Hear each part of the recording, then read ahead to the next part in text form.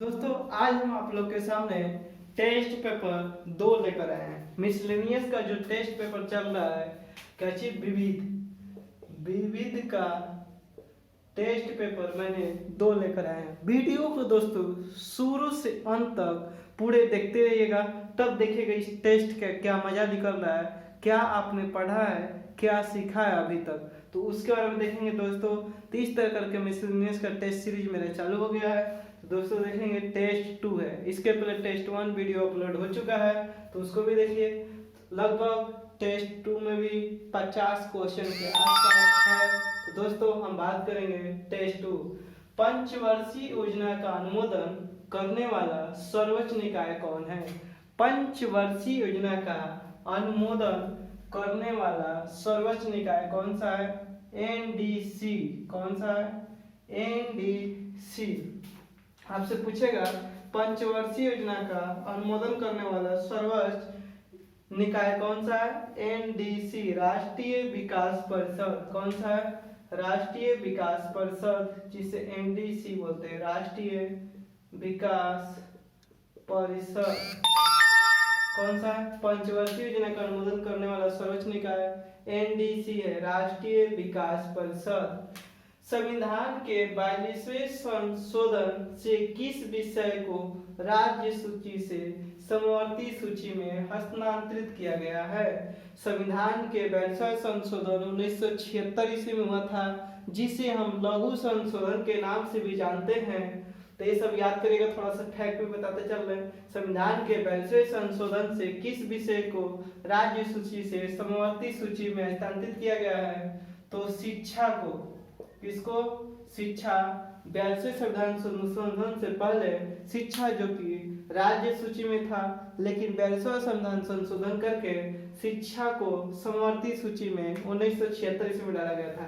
तो 42वां संशोधन कौन हुआ था? 1976 ईस्वी में। 42वां संविधान संशोधन को हम लघु संविधान संशोधन के नाम से भी जानते हैं। इसी में 3 शब्द जोड़ा गया था, धर्मनिरपेक्ष, इस तरह करके 3 शब्द जोड़ा गया था। राज्य का उच्चतम विधि अधिकारी कौन होता है? राज्य का उच्चतम विधि अधिकारी कौन होता है? Advocate general. कौन होता है? Advocate general. जो राज्य का उच्चतम अधिकारी होता है, एडवोकेट जनरल। राज्यपाल नियुक्त होने के लिए कम से कम कितने वर्ष का उम्र होना चाहिए? 35 वर्ष का उम्र होना चाहिए। कितने वर्ष? 35 वर्ष। राज्यपाल नियुक्त होने के लिए कम से कम कितने वर्ष उम्र प्राप्त होना चाहिए? 35 वर्ष। अगर राष्ट्रपति भी पूछेगा उम्र कितना होना चाहिए? कम से कम 35 वर्ष। राज्यसभा के सदस्य को पूछेगा उम्र 30 वर्ष। राज्यसभा के सदस्य का उम्र पूछेगा 30 वर्ष। राष्ट्रपति, उपराष्ट्रपति, राज्यपाल का कम से कम उम्र पूछेगा 35 वर्ष। लोकसभा का उम्र पूछेगा तो 25 वर्ष कम से कम। प्रधानमंत्री के लिए कम से कम 25 वर्ष। मुख्यमंत्री के लिए कम से कम उम्र 25 वर्ष। विधानसभा के सदस्य के लिए कम से कम उम्र 25 वर्ष। विधान परिषद के लिए कम से कम उम्र 30 वर्ष होना चाहिए। तो दोस्तों ये सब थोड़ा सा याद करिएगा। राज्य का मुख्यमंत्री किसके प्रति उत्तरदायी होता है? तो जिस तरह प्रधानमंत्री लोकसभा के प्रति उत्तरदायी होता है, उसी तरह राज्य का मुख्यमंत्री विधानसभा के प्रति उत्तरदायी होता है। विधानसभा किसके प्रति? विधानसभा के प्रति उत्तरदायी होता है। किसी राज्य में सामान्यतः किसके परामर्श पर राष्ट्रपति शासन लागू किया जाता है? किसी राज्य में सामान्यतः किसके परामर्श पर राष्ट्रपति शासन लागू किया जाता है? तो ये आपका हो जाएगा राज्यपाल। राज्यपाल के कहने पर राष्ट्रपति शासन लगाते हैं। किस अनुच्छेद के तहत? अनुच्छेद 356 में राष्ट्रपति शासन की बात कहा गया है। गोवा राज्य किस उच्च न्यायालय के क्षेत्राधिकार में आता है? गोवा राज्य किस उच्च न्यायालय के क्षेत्राधिकार में आता है? तो मुंबई के। किसके? मुंबई। दोस्तों हम उच्च न्यायालय का भी वीडियो बना चुके हैं, पूरा कौन सा क्षेत्राधिकार में उच्च न्यायालय है, टोटल 25 उच्च न्यायालय भारत में, वो सब का भी वीडियो बना चुके हैं, आप देख सकते हैं। कौन प्रसिद्ध हिंदी कवि संसद का सदस्य था? कौन प्रसिद्ध हिंदी कवि संसद का सदस्य था? तो रामधारी सिंह दिनकर। कौन है? रामधारी सिंह दिनकर, जो कि संसद का सदस्य थे। कौन है? रामधारी सिंह दिनकर। चेकमेट शब्द किस खेल से संबंधित है? चेकमेट शब्द किस खेल से संबंधित है? तो शतरंज से। किसे? शतरंज से। शतरंज में कितने वर्ग होते हैं? 64। तो चेकमेट शब्द किस खेल से संबंधित है? शतरंज से। डायमंड किस खेल के परिसर को कहा जाता है? डायमंड किस खेल के परिसर को कहा जाता है? तो बेसबॉल। किस खेल का? बेसबॉल के परिसर को हम लोग क्या कहते हैं? डायमंड बोलते हैं। बेसबॉल के परिसर को क्या बोलते हैं? डायमंड। जहाँ बेसबॉल खेला जाता है उस जगह को डायमंड के नाम से जानते हैं। दक्षिण एशियाई क्षेत्रीय सहयोग संगठन, जिसे SAARC, South Asian regional corporation, दक्षिण एशियाई क्षेत्रीय सहयोग संगठन का मुख्यालय कहाँ पर है? दक्षिण एशियाई क्षेत्रीय सहयोग संगठन, जिसे सार्क बोलते हैं, का मुख्यालय कहाँ पर है? ते नेपाल की राजधानी काठमांडू में। कहाँ पर? काठमांडू। नेपाल की राजधानी काठमांडू में दक्षिण एशियाई क्षेत्रीय सहयोग संगठन सार्क का मुख्यालय है। हड़प्पा किस नदी पर स्थित है? हड़प्पा किस नदी पर स्थित है?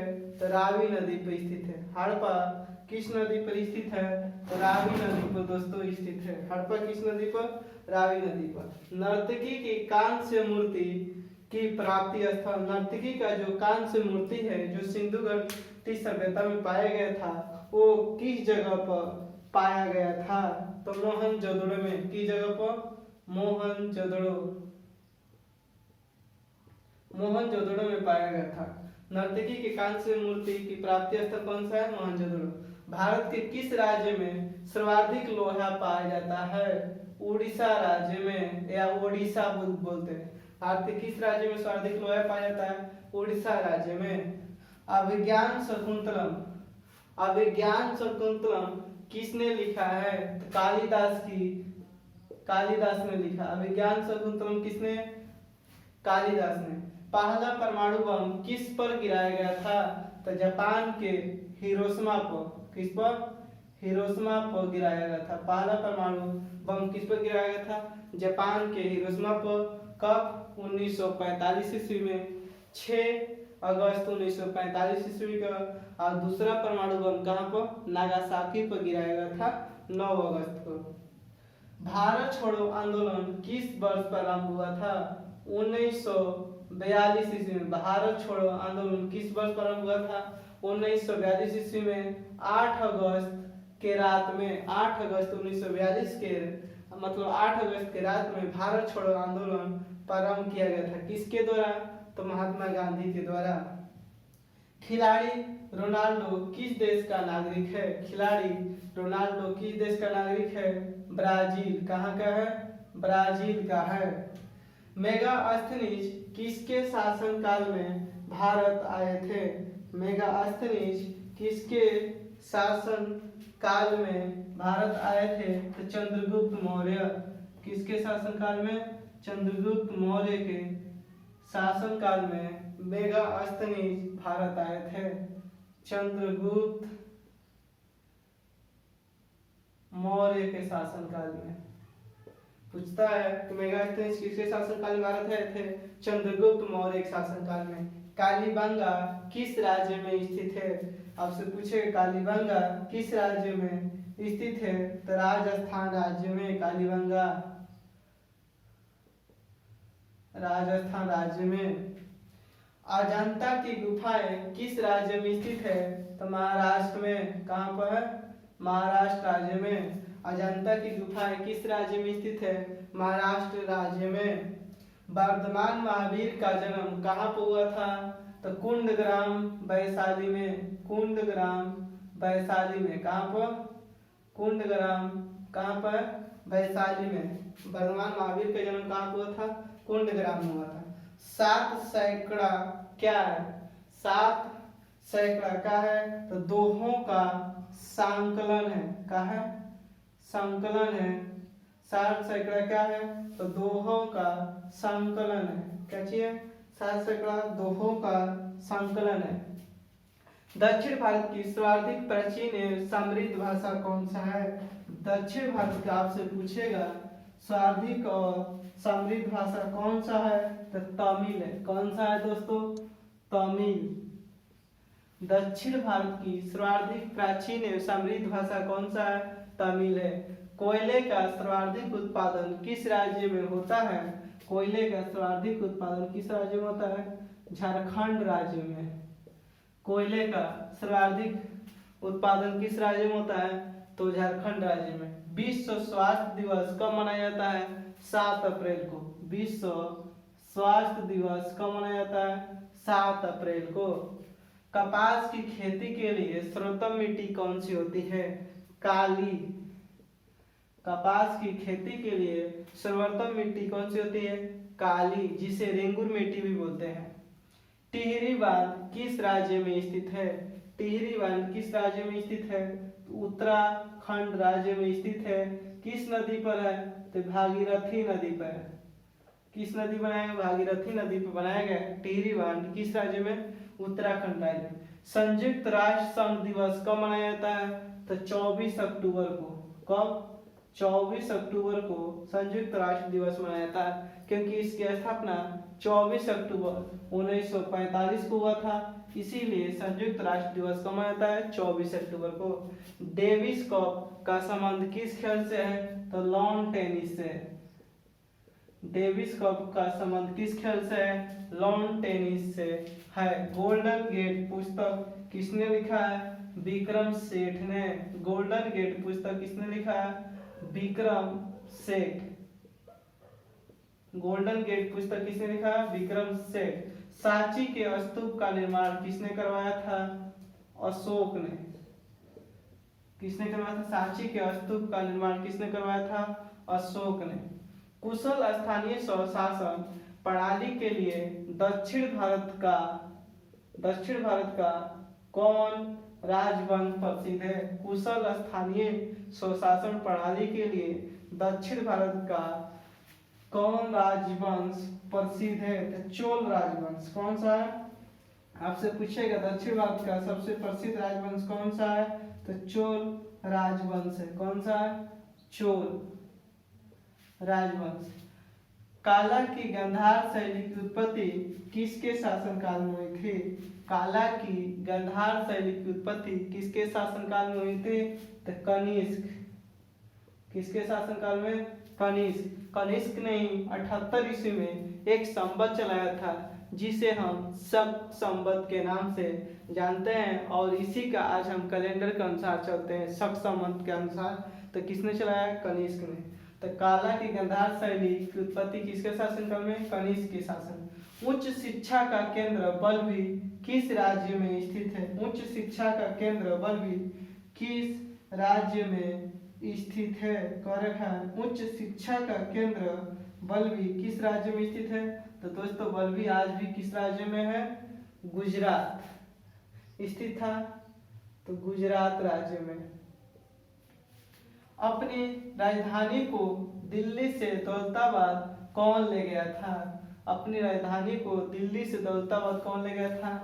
एमबीटी। एमबीटी मतलब मोहम्मद बिन तुगलक। मोहम्मद बिन तुगलक ने अपनी राजधानी दिल्ली से दौलताबाद ले गया था। कानपुर किस नदी पर स्थित है? तो गंगा नदी पर। कानपुर किस नदी पर स्थित है? गंगा नदी पर। और दोस्तों बता दें कि गंगा नदी पर सबसे बड़ा बसा हुआ शहर कौन सा है? कानपुर है। सिंदरी किसके उत्पादन के लिए प्रसिद्ध है? उर्वरक के। किसके उत्पादन के लिए प्रसिद्ध है सिंदरी? उर्वरक के उत्पादन के लिए सिंदरी सबसे प्रसिद्ध है। उर्वरक। कौन सा? उर्वरक के उत्पादन के लिए। भारत का आइंस्टीन किसे कहा गया है? तो नागार्जुन को। किसे? नागार्जुन को भारत का आइंस्टीन कहा जाता है। भारत का आइंस्टीन किससे कहा जाता है? नागार्जुन को। इसने आइंस्टीन से पहले ही सापेक्षता का सिद्धांत दे दिए थे। बस उजागर में किया गया था। दक्षिण भारत में विजय प्राप्त करने वाले पहला शासक कौन था या मध्यकालीन शासक कौन था? अलाउद्दीन खिलजी। अलाउद्दीन खिलजी कौन था? अलाउद्दीन खिलजी। दक्षिण भारत में विजय प्राप्त करने वाला पहला शासक मध्यकालीन या शासक कौन था? अलाउद्दीन खिलजी। जैन धर्म का सर्वाधिक महत्वपूर्ण सिद्धांत कौन सा है? अहिंसा। कौन सा है? अहिंसा। किसने जोड़ा था?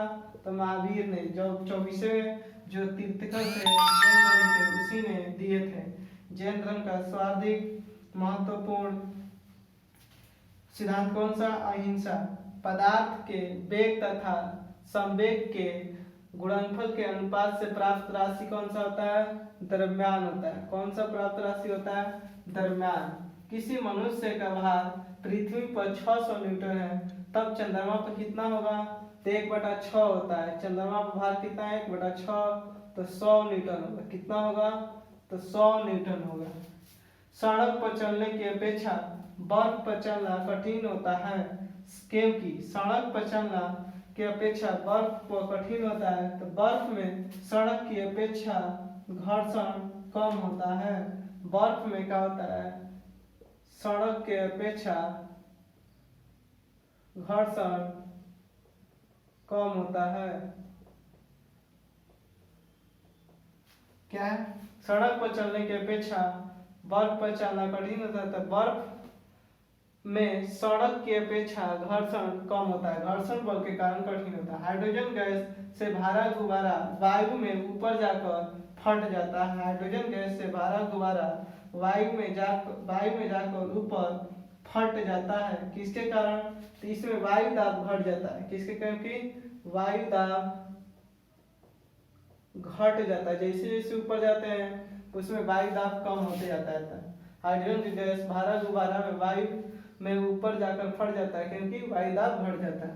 रेडियोधर्मी पदार्थ उत्सर्जित करता है, तो तीनों किरणें अल्फा, बीटा और गामा किरणें तीनों उत्सर्जित करता है। हाइड्रोजन के जलने से संबंध प्रक्रिया है किससे? तो ऑक्सीकरण से। किससे? ऑक्सीकरण से। हाइड्रोजन के जलने की प्रक्रिया से संबंध कौन सा है? ऑक्सीकरण। तो दोस्तों, अगर आप लोगों को टेस्ट अच्छा लग रहा है तो लाइक कमेंट जरूर करें। दोस्तों, फिर मिलेंगे हम अगले टेस्ट में, यानी थर्ड टेस्ट में। तब तक के लिए धन्यवाद। अगर दोस्तों अपने दोस्तों के पास शेयर सब्सक्राइब जरूर करें इस चैनल को ज़्यादा से ज़्यादा, ताकि सभी को लाभ मिल सके। तब तक मिलेंगे अगले वीडियो में। धन्यवाद।